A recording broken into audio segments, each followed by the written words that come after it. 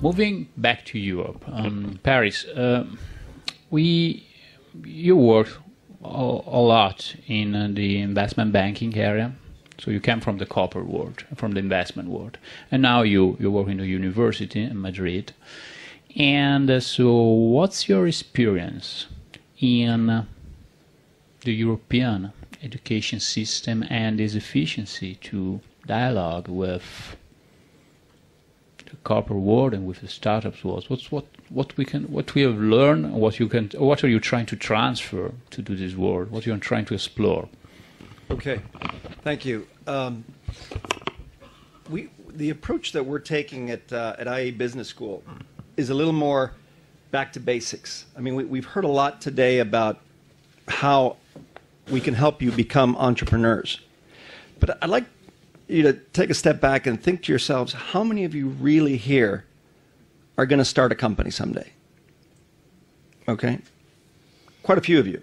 But if you look at this in terms of the population in general, and we look at Europe the way it is today with the economic crisis and the whole works, one of the things that we're trying to stress is that people need to think like entrepreneurs. Entrepreneurship is not for everybody.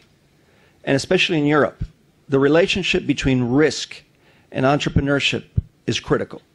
This is not like the US where people mortgage their homes. I mean, to tell a European to mortgage his home to start one of these ideas we heard today is a long stretch. I think we're pretty crazy over there in that respect, and it's coming. The whole relationship with risk is changing in Europe. But I'd like to take a step back and ask you, it's more important to think like an entrepreneur today in Europe than to be an entrepreneur. And let me give you some examples of what I mean by that.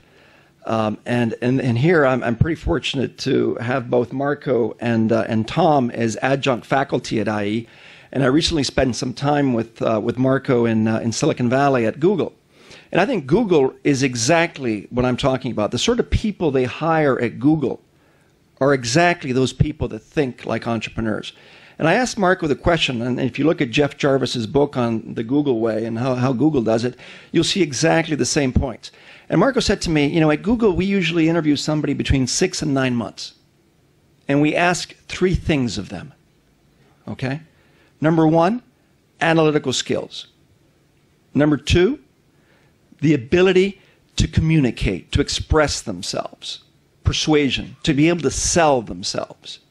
And number 3, to experiment, the ability to experiment.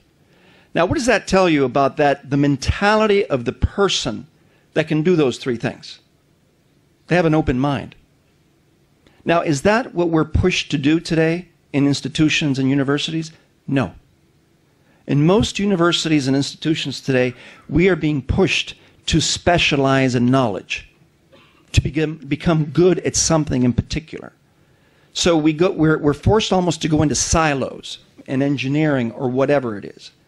And it's those people that, for the most part, many times have closed minds. So what I'd like to make the point here that I think the role of education in entrepreneurship is enormous. And it's about opening those minds. Because if you can have an open mind, you can learn to sell yourself. And I think you're particularly lucky here in Italy. Italians are very good at selling themselves.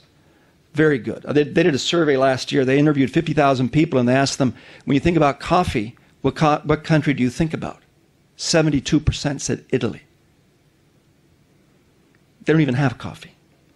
So you guys have become the masters of selling yourselves. And I think that's a critical part of having an open mind, of thinking like an entrepreneur. And I think that's essentially what we need here, because not all of you are going to be born to become entrepreneurs, to start up your own companies, but you need to think like entrepreneurs. And if you think like entrepreneurs, you're going to represent companies like Google that are bleeding edge, where, as Marco said to me in Silicon Valley, we don't have any people at this company with a closed mind.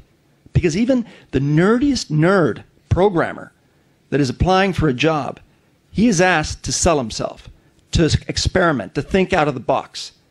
Show me what you're going to do for us. So I would like to challenge, us as education, people in the education space, that's our real role in entrepreneurship is to open people's minds, to have them think like entrepreneurs. And that depending on the character of the person and the ideas they have, the execution, all that, they'll be able to show up to places like this and actually hopefully get out to Silicon Valley and start up companies, or like the last colleague said here in the panel, you don't need to go to Silicon Valley. I mean, this is a great place to start a company in Italy. I mean, you're not going to beat the quality of life here. But you are going to need to have an open mind, and that is something where we can teach people to feel comfortable with ambiguity. There are too many people out there that struggle with ambiguity, and that's part of our role is, and experiences like Singularity University and what Tom was talking about earlier in terms of, persuasion and all that. We need to feel comfortable with ambiguity. We need to teach people that it's not about specialization anymore. Leaders of today have got to feel comfortable with dealing with the challenges that the world is facing, and they have more to do with dealing with the unknown and excelling in that space than in dealing with any particular specialization. That's a good point.